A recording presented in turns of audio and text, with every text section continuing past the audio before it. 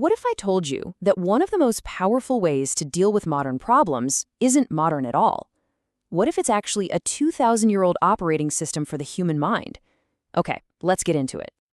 You know, life feels incredibly complex these days. Problems just seem to pop up out of nowhere, right? So how do the best of the best, the top performers, navigate all that chaos? Well, it turns out it all starts with a really simple but profound shift in how you see things. Take this from Jocko Willink, a retired Navy SEAL commander. When something goes wrong, his response isn't frustration or panic. It's one word: good. Now, this isn't some fluffy, positive thinking. It's an active, almost aggressive reframing of a negative into an opportunity. It's a genuine mental superpower. So you have to wonder, right? Where does this kind of incredible mental toughness even come from? Is it some secret training program developed for the modern military? Or is its origin story much, much older? Well, the secret isn't new, not even close. In fact, it's ancient. We're going to have to go all the way back to the height of the Roman Empire to find the source code for this mindset. And here it is. This is a quote from a Roman philosopher named Seneca. Sound a little familiar? Toughen your spirit against mishaps. It's the exact same idea as Jocko Willink's good. It's all about seeing adversity not as a roadblock, but as a training ground for your spirit. So who was this guy teaching these same lessons 2,000 years ago? Let's meet our teacher. His name was Seneca, and he was a master of a philosophy called Stoicism. Now, this next image, I know, might seem like a bit of a detour, but stick with me here. This is Japanese calligraphy, and it means watchful waiting and selflessness. And even though it's from a totally different time and place, it perfectly captures the internal state that Stoicism is all about. A calm, observant mind where your ego and your panic just fade away. This is the state Seneca teaches us how to get to. So who was Seneca? Well, he was a huge deal in Rome, a statesman, a famous playwright, and he was even an advisor to the infamous Emperor Nero. But the legacy that's really lasted is his writing. His letters are so practical, they've been called a choose-your-own-adventure book for handling the obstacles life deals you. So how does this ancient operating system actually work? Well, the entire philosophy really hinges on one simple but absolutely profound distinction. It's all about understanding the battlefield of your own mind. The Stoics called it the dichotomy of control. It's the foundational practice of sorting everything in your life into two buckets: what's up to us and what's not up to us.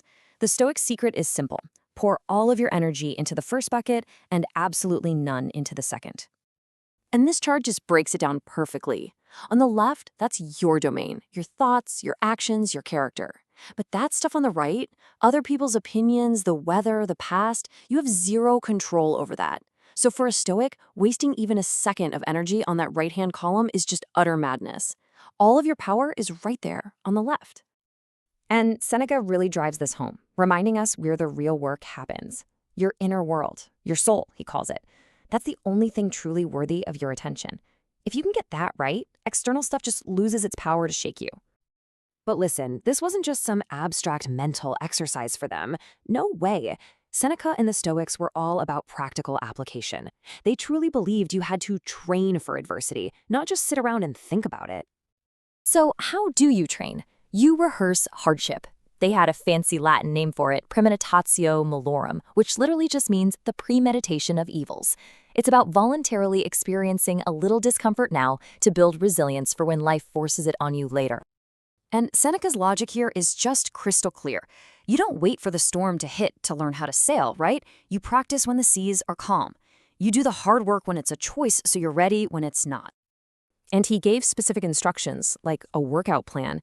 He said, try this for a few days, live on the absolute bare minimum, eat some stale bread and water, wear uncomfortable clothes, sleep on the floor.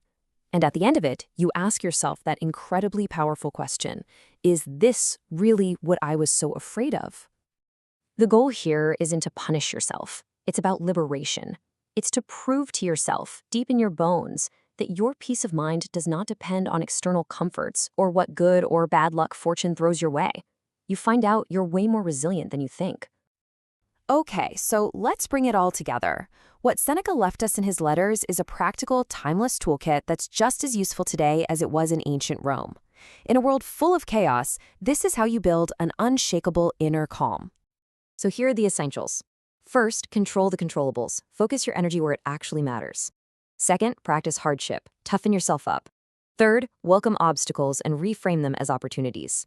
Fourth, desire less. Realize that true wealth isn't about having more, it's about wanting less.